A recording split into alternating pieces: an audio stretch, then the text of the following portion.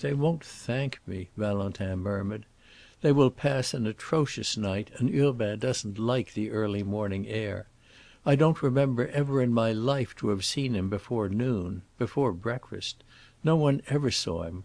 We don't know how he is then. Perhaps he's different. Who knows? Posterity perhaps will know. That's the time he works, in his cabinet, at the history of the princesses. But I had to send for them, hadn't I? And then I want to see my mother sit there where you sit, and say good-bye to her. Perhaps, after all, I don't know her, and she will have some surprise for me. Don't think you know her yet yourself. Perhaps she may surprise you. But if I can't see Claire, I don't care for anything. I have been thinking of it, and in my dreams, too. Why did she go to Fleurières to-day? She never told me. What has happened? Ah, she ought to have guessed I was here, this way. It is the first time in her life she ever disappointed me. Poor Claire!" "You know we are not man and wife quite yet, your sister and I," said Newman. "She doesn't yet account to me for all her actions." And after a fashion he smiled. Valentin looked at him a moment. "Have you quarreled?" "Never, never, never!" Newman exclaimed. "How happily you say that!" said Valentin. "You are going to be happy. Va!" In answer to this stroke of irony, none the less powerful for being so unconscious, all poor Newman could do was to give a helpless and transparent stare. Valentin continued to fix him with his own rather over-bright gaze, and presently he said, "But something is the matter with you. I watched you just now. You haven't a bridegroom's face." "My dear fellow," said Newman, "how can I show you a bridegroom's face? If you think I enjoy seeing you lie there and not being able to help you—" "Why, you are just the man to be cheerful. Don't forfeit your rights. I'm a proof of your wisdom. When was a man ever so gloomy when he could say, 'I told you so'? You told me so, you know. You did what you could about it. You said some very good things. I have thought them over. But, my dear friend, I was right all the same. This is the regular way." "I didn't do what I ought," said Newman. "I ought to have done something else." "For instance?" "Oh, something or other. I ought to have treated you as a small boy." "Well, I'm a very small boy now," said Valentin. "I'm rather less than an infant. An infant is helpless, but it's generally voted promising. I'm not promising, eh? Society can't lose a less valuable member." Newman was strongly moved. He got up and turned his back upon his friend, and walked away to the window, where he stood looking out, but only vaguely seeing. "No, I don't like the look of your back," Valentin continued. "I have always been an observer of backs. Yours is quite out of sorts." Newman returned to his bedside and begged him to be quiet. "Be quiet and get well," he said. "That's what you must do. Get well and help me." "I told you you were in trouble. How can I help you?" Valentin asked. "I'll let you know when you're better. You were always curious. There is something to get well for," Newman answered with resolute animation. Valentin closed his eyes and lay a long time without speaking. He seemed even to have fallen asleep. But at the end of half an hour he began to talk again. "I am rather sorry about that place in the bank. Who knows but what I might have become another Rothschild? But I wasn't meant for a banker. Bankers are not so easy to kill. Don't you think I have been very easy to kill? It's not like a serious man. It's really very mortifying. It's like telling your hostess you must go, when you count upon her begging you to stay, and then finding she does no such thing. Really? So soon? You've only just come. Life doesn't make me any such polite little speech." Newman for some time said nothing, but at last he broke out. "It's a bad case, it's a bad case. It's the worst case I've ever met. I don't want to say anything unpleasant, but I can't help it. I've seen men dying before, and I've seen men shot, but it always seemed more natural. They were not so clever as you.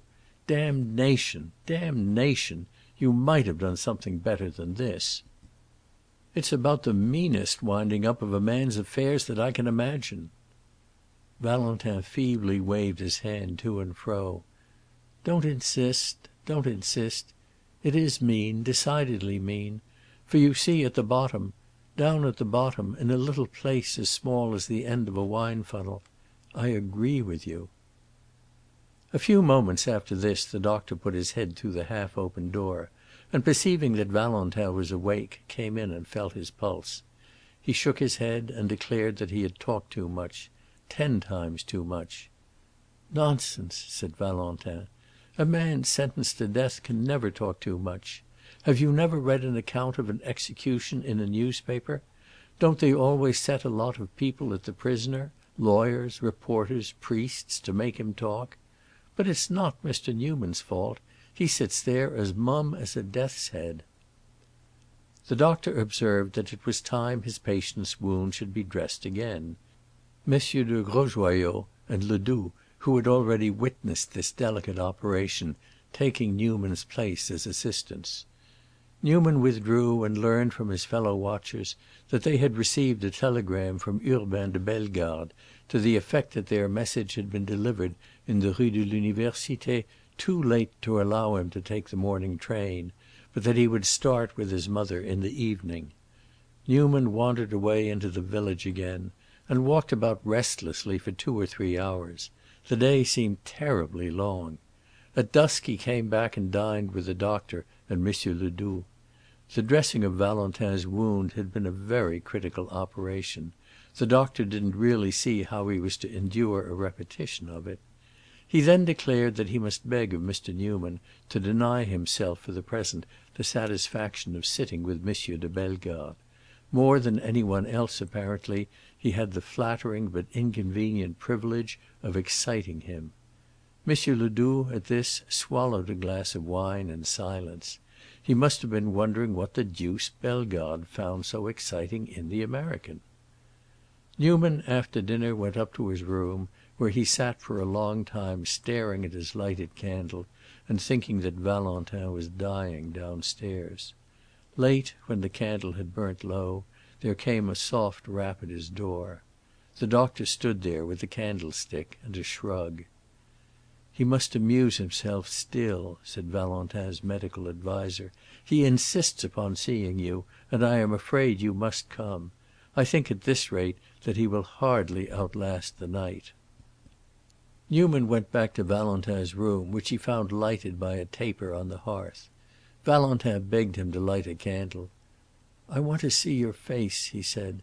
"They say you excite me," he went on, as Newman complied with the request. "And I confess I do feel excited. But it isn't you, it's my own thoughts. I have been thinking. Sit down there and let me look at you again." Newman seated himself, folded his arms, and bent a heavy gaze upon his friend. He seemed to be playing a part, mechanically, in a lugubrious comedy. Valentin looked at him for some time. "Yes, this morning I was right. You have something on your mind heavier than Valentin de Bellegarde. Come, I'm a dying man, and it's indecent to deceive me. Something happened after I left Paris. It was not for nothing that my sister started off at this season of the year for Fleurières. Why was it? It sticks in my crop. I have been thinking over, and if you don't tell me, I shall guess." "I had better not tell you," said Newman. "It won't do you any good." "If you think it will do me any good not to tell me, you are very much mistaken. There is trouble about your marriage." "Yes," said Newman, "there is trouble about my marriage." "Good," and Valentin was silent again. "They have stopped it." "They have stopped it," said Newman. Now that he had spoken out, he found a satisfaction in it which deepened as he went on. "Your mother and brother have broken faith. They have decided that it can't take place. They have decided that I am not good enough after all. They have taken back their word. Since you insist, there it is." Valentin gave a sort of a groan, lifted his hands a moment, and then let them drop. I am sorry not to have anything better to tell you about them," Newman pursued, "but it's not my